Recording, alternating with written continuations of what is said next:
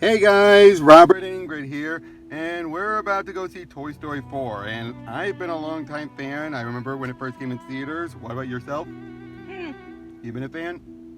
Yeah, I've definitely been a casual fan of the series. I have vivid memories of seeing Toy Story 2 when I was in the hospital as a kid. Oh, And what about 3? Oh gosh, I heard that one was a real tearjerker. It was. But yeah, well, it's not exactly the movies. I gotta say that the Toy Box World in Kingdom Hearts 3 had some absolutely fantastic writing and one of the best moments in the game. Definitely. And that was like directly involved the people at Pixar writing it, so I'd say that technically counts. Yep, definitely. And well, we're about to go see it, and we'll let you guys know what it was like at the end. See you on the other side. Hey guys, StarCraft and Ingrid back here, and we just got out of Toy Story 4, and Where do we begin? it's not good. I mean, it's Toy Story, it's Pixar, it's still light years above other movies. We can agree to that, right? Yes, we can agree that Pixar's standards are definitely way above most other movies. And it's not Cars 2 bad, I can tell you that. It's not Cars 2 bad, where it's like, oh, let's give the comedic character the main focus and just go nuts. It's not that bad. It's not even Monsters University level cringe, but for a final epilogue, for wrapping everything up, following up with the trilogy or the Kingdom Hearts 3, it is just not good. It is, and this is going to be a spoiler-filled review right off the bat, all right, guys? I'm going to make that very clear. If you're a Toy Story fan, see it if you want, but don't expect this to be a good closing out for the characters at all. First of all, I've seen all 3 movies. I've seen them all. They've been great. There was a great character progression from beginning to end. By the end of it, you have Woody and the others. They all the stuff with Andy. The second movie, just a quick adventure dealing with possibly being replaced by Buzz. The second movie dealt with Woody feeling like he's getting damaged, finding out about his past, all that stuff, dealing with the prospector, finding Jesse and Bullseye. Then the third movie finally dealt with the notion of Andy getting too old, what's going to happen next? And then he gets a new kid at the end. Felt like a great, complete trilogy. And then in Kingdom Hearts 3... Well, basically it was kind of something like an interquel where it's probably between either 1 and 2 or 2 and 3. It's not 100% Andy's clear. Andy's around, so it's probably more likely 2 and 3. But yeah, it's basically just kind of like a side story where obviously it's Kingdom Hearts is a little bit ridiculous, where you've got them basically getting lost in a gigantic toy store where all the toys are possessed by the Heartless and whatnot. It's a side story, in other words. Yeah, it's a side story, but it's still, the Pixar writers were still pretty heavily involved with it, and even if you haven't played the game, you might have heard about the one scene where Woody absolutely rips an anime boy a new one. But that was absolutely fantastic. Writing was on Even point. if it wasn't Tom Hanks doing the voice, it was his brother doing it. Even then, it was still good. I mean, his brother does a great job doing his own Tom's voice. But yeah, and Tim Allen's still good. But okay, let's start from the beginning. In the beginning, first we get a flashback, we find out what happened to Bo, and it's sad. It was sad. Wouldn't you say the beginning was Bo? Yeah, it's just like, I mean, a box that's in the rain, that's pretty damn sad. Basically, first of all, we find RC, who we did not see in 3, and we find out, they actually saved him, so it's great to see RC for a brief moment, but we find out that, that Bo was just given away. It was Molly's toy, and basically it was sold off to some other guy. And then after that, they basically, we find out that's what happened, because we never knew what happened in 3. We just knew they were either lost or were sold. In her case, she wanted to go. And she did offer, but what do you think? Toys get lost every day. Actually, put in the wrong box and all that, which, that doesn't sound like Bo at all. But at the same time, in that moment, since it is in between 2 and 3, and probably before or after the Kingdom Hearts fit, so she'd probably been a bit disillusioned already, but not fully. So it's understandable. And then we get cut to his Bonnie, and we find out, within a year after Andy gave it to her, and she was so excited about Woody, she's done with Woody. She's neglecting him already. Even takes time by the sheriff. Takes Woody's star up and puts it on Jesse. That stung. Yeah, you just kind of felt that. And it also feels like, oh, let's give it to the girl. I'm sorry, that felt wrong, didn't it? You know, it's like, I get Jesse's a great character, and I know Bonnie's a girl, she probably leaned more towards Jesse, but Andy still loved Jesse equally to Woody in many ways. Maybe Woody a little bit more, but not to the point of, oh, I'm going to leave Jesse in the closet. It was not that bad. This is like, oh, she doesn't even care. And nowhere in the movie does she care about Woody. She never even brings him up. She's completely forgotten him. Oh, you know what I mean? You saw that, right? Anywhere did she even mention his name? Nope, I don't even recall it once. Not once, and yet she had enough kindness to write her name on him, which meant he was important in that brief moment. And then afterwards, she doesn't care. Oh, and then now, the first opening bit of the movie, the first 25% was good. Yeah, it's just like you see her getting really nervous with kindergarten. Yep, and Woody sneaks aboard because he feels like, okay, Andy gave me to her. I feel like I still have to help her because I'm the only one who knows what it's like. No one else does. Basically, all the other toys came well after Andy was out of that phase. Woody's the only one that remembers it. And he then just goes to the school. Now, one thing also that bothers me is that it's been like a year because she was in preschool in 3. She's in kindergarten now. So obviously a year has passed probably. Maybe 2, would you agree? Like preschool is usually like a year or 2 before high school. Or elementary school, yeah. Yeah. So, but they treat it like Dolly's already telling them what to do, and you're like, wait, this acts like it's like a week after the last movie or something. Like it's a short time. The way Dolly's talking down to them, and it just feels like, and the way everyone's acting, that was already off.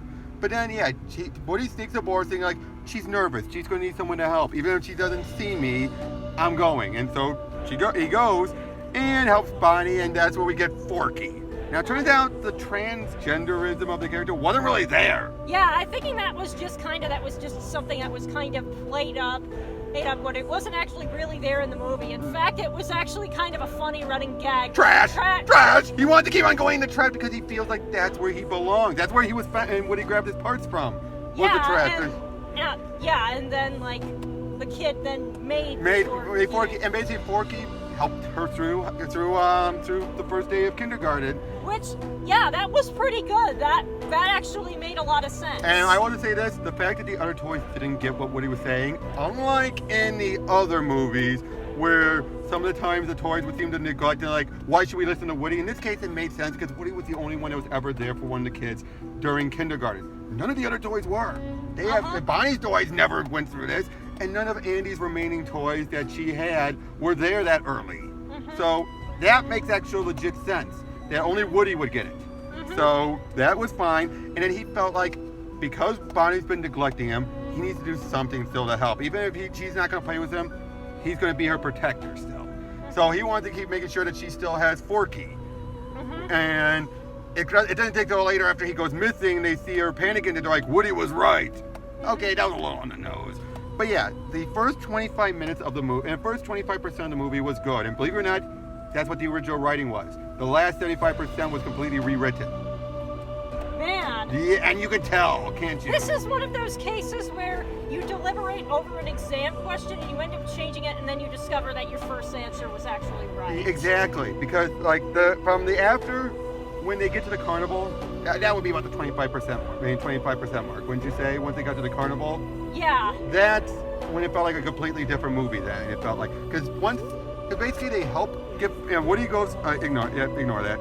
Woody helps find Forky, and eventually he's able to talk to Forky about what his history, and Forky finally realized like I'm trash. I'm Bonnie's trash because as far as he thinks trash is safe, warm, comforting. So when he says that's what you are for Bonnie, he's like, I'm Bonnie's trash. That was cute. But once you get to the playground and to the amusement park and all that, Woody then all of a sudden is like, forget getting you to Bonnie. I see Bo Peeps stand there. I'm going in there. That's not Woody.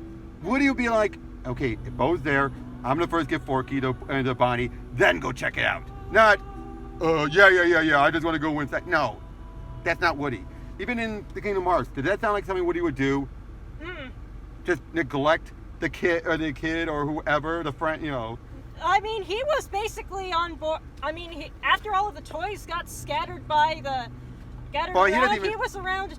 He wanted to make sure and go and get everybody. Well, that's even when true. Buzz was being very skeptical the whole time about the whole situation. Well, that's true, but I'm saying, though, like, when it comes to, with Bo, he doesn't even know that's Bo's lamp.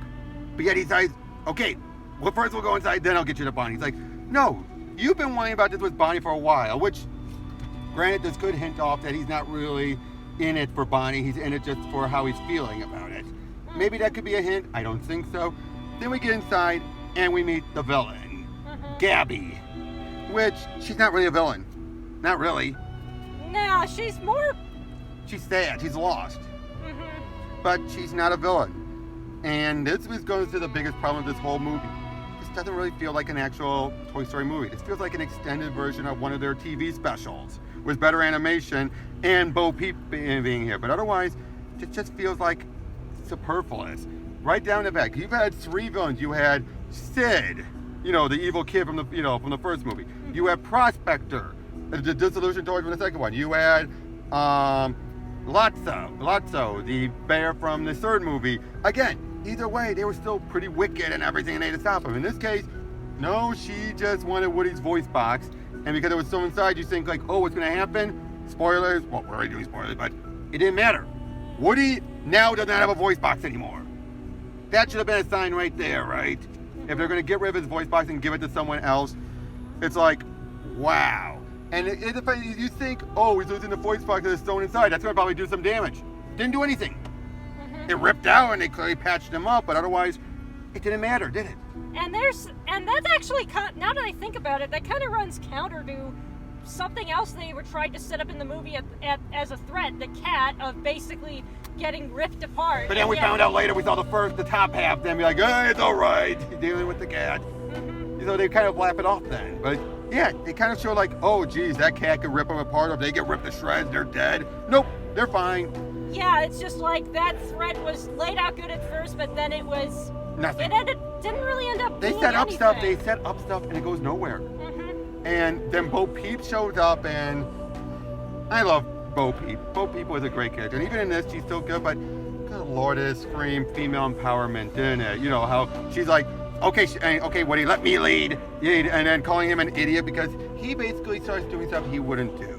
Like, they have a plan, but he decides, oh, there's Bonnie, it just runs right off, thinking, like, deviate from the plan, and it's like, no, Woody, you wouldn't do that. You would stick to the plan because you know you're not going to just jump in. And then, Bo is completely like I don't need an owner. I don't need a kid. I could be my own person.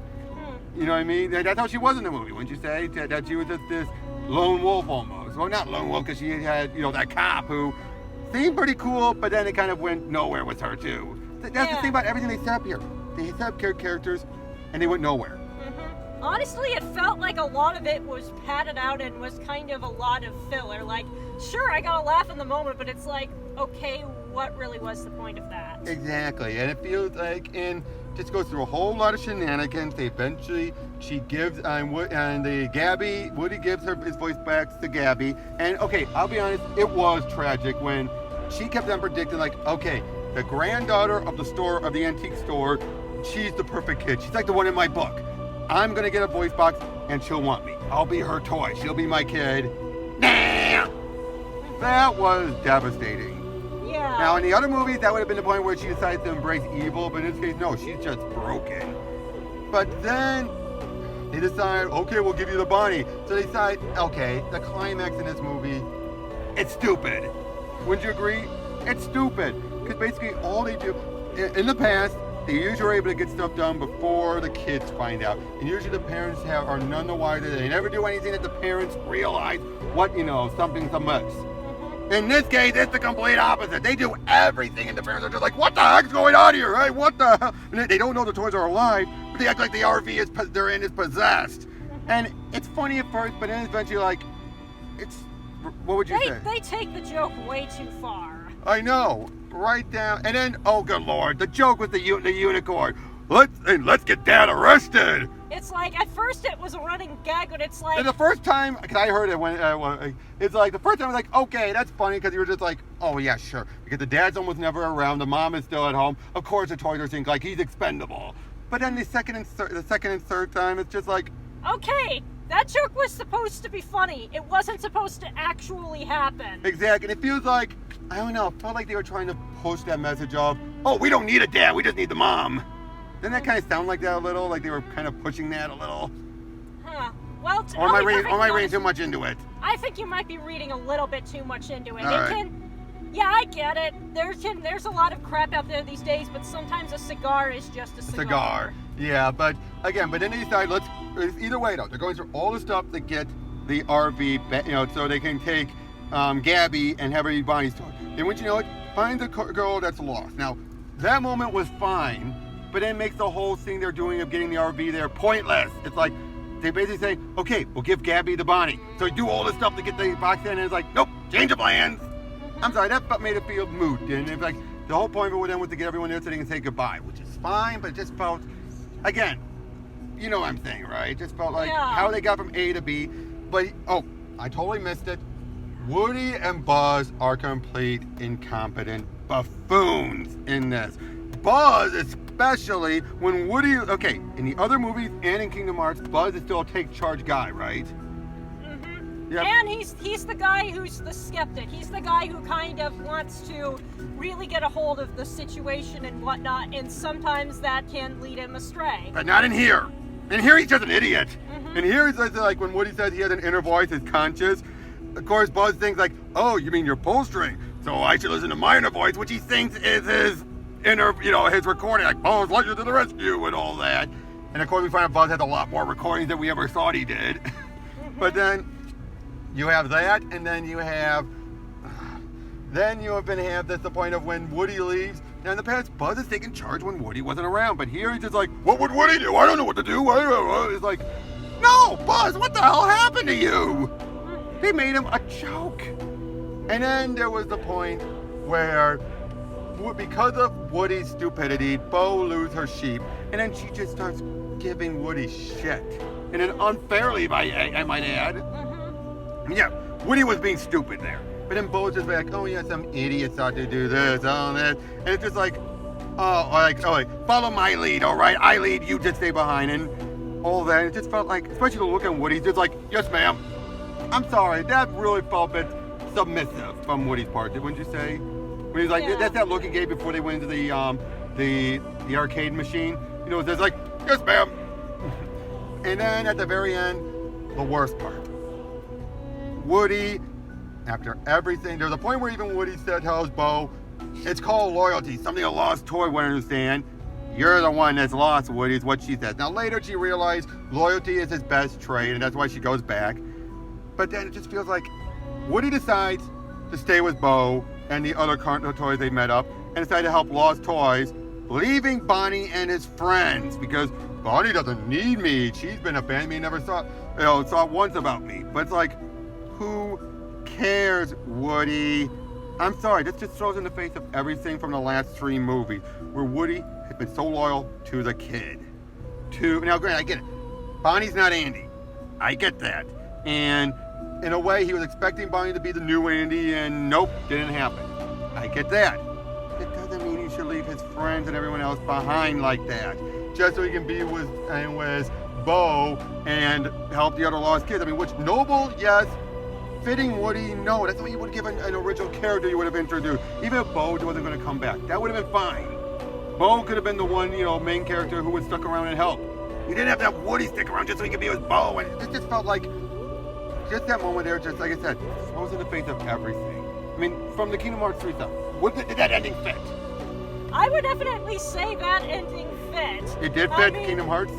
Yeah, I mean, Woody tore the anime boy a new one, and they brought all of the toys home after he tried to screw with them and tear them all apart, and they all stayed together. Yeah, but he leaves them. Yeah. I'm saying, like, for the movie, does it fit? Nope. Exactly. In fact, it's kind of hard to believe that that's the same character in some ways, and I'm not as big of a fan of Toy Story as he is. Exactly. That's not what he's like. Okay, I get it. It's Bo. He loved Bo. He really did love Bo, but it just felt like, and the other characters just didn't matter at all. This is probably the least they've mattered at all. They at least mattered even in the third one, diminishing returns, yeah, but it's the case where it's like just Bo, Woody, and Buzz. And Forky. The stuff with Forky was anything around Forky was good. Yeah, Forky was actually a pretty good and charming little character. Exactly, especially once he got over the trash. And then he's actually pointing out that he was an outsider. He made some of his own stuff, like he had an etiquette before. Andy, I don't think he's over him yet.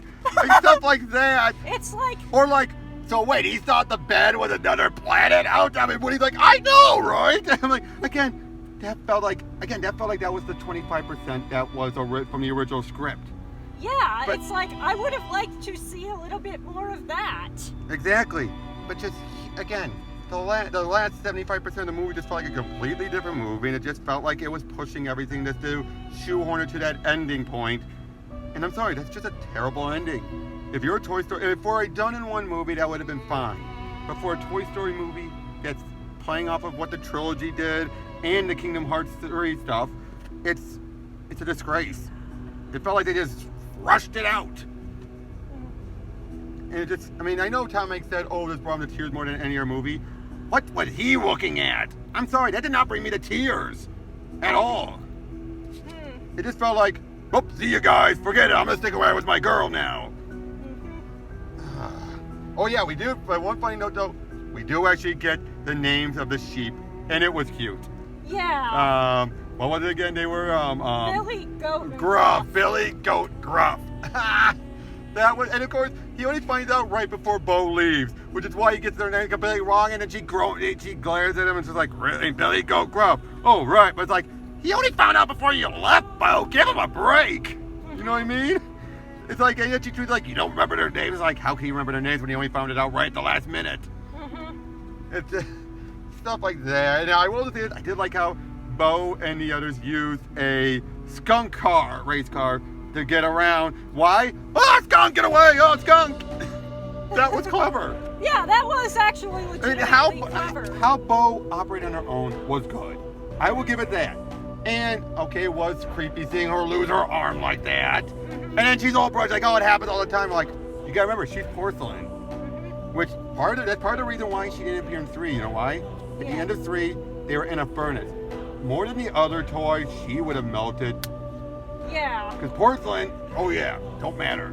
Oh, and the other thing I like though is how Woody basically said how Porky is to Bonnie what Bo was to Molly. And we finally find out that connection that, yeah, before Bo came around, Molly was screaming her head off at night. Granted, she was a baby still, but still, you know what I mean. And then Bo comes around and she was there, or even putting her hand, although they have a point where they're saying, oh, she even put her hand, would always sometimes sleep with her hand on her thing. It was like, she was in her crib. That makes no sense. They treat her like, oh, what, was she 4 or whatever? Like, no, she was in her, like I said, in her crib. That made no sense. I mean, unless that happened when she was older, I guess. They don't specify that. But again, overall, this movie was just, I give this a 6 out of 10. What do you give it? Probably roughly about the same. Not the worst movie I've Not ever the worst, watched, no, and not... there are definitely many movies that are worse, but it's definitely bad by Pixar standards. By Pixar standard, and especially as a closing chapter for Toy Story for the Toy Story franchise. It's just not good at all. You just need to know when to quit. And again, I get it, they wanted to wrap up the loose end with Bo Peep. I get it. But was it worth it for this? It's kind of like the Star Wars prequels where, yeah, you could explain that, but... I think, though, in the case of that, you needed the first 2 movies to get the 3, and the 3 was the one movie that you needed for the prequel. Oh, okay. That's how I look at it. The first 2 were needed to set up 3, and 3 was the one that was important. Which, I know, a bit of a waste of time, money, resources, and all that stuff. True. But at least, though, with this, though, this felt like you really didn't need it, and it just, no. And I'm sorry. That initial 100% they had on Rotten Tomatoes, and now it's at 90% of the critics, I have to disagree. I have to strongly disagree and feel like, what the hell movie were they watching that made them feel so sappy? I think that further proves how so many people, those critics these days, are not longtime fans of franchises. They're just looking at the one movie on its own, and I'm sure a lot of Bo Peep's dialogue probably clicked on a few of those critics, you know what I mean? Like, oh yeah, she's telling the dumb boy what to do. You know what I mean? Because did you know that all the ladies, except for Forky, the ladies were the ones calling the shots and the only ones competent. Gabby got what she wanted. Bo was the one telling Woody what to do. Dolly was telling him what to do. Did you notice that? The girl toys were the ones actually doing. Oh, we didn't mention the other new characters. The Crash. Yeah. Oh, played by Keanu Reeves. He was hilarious. Yeah, they were pretty funny for comic relief characters. Like especially when he's like his origin is actually kind of sad. Kid buys him in Canada, thinks, oh, he's gonna do this cool stuff like in the commercial, and throws him out. That happens, unfortunately. yeah. But from his point of view, it's like, it's a commercial. It's not supposed to be what's like in the commercial. I'm like, oh Lord. And then you had those two toys that you've seen in the commercials. I forgot what their names are, unfortunately. That's the sad part, though. You don't remember their names. Yeah. These new characters, you don't remember their names. They were still funny, but they were just there as comic relief, and there was no character development for them. There was a little bit for Crash, but then just gone out the window by the end. Mm-hmm. Again, this movie was just not good. The fact we're doing a spoiler review right off the bat should tell you that. Mm-hmm. So, see it if you want. I'm not going to disparage you guys to see it, but don't expect much. And like I said, don't expect a good finale. That's all. Well, who knows what other movie we'll see next. Until then, though, this is Robert. And Ingrid. Catch you all later.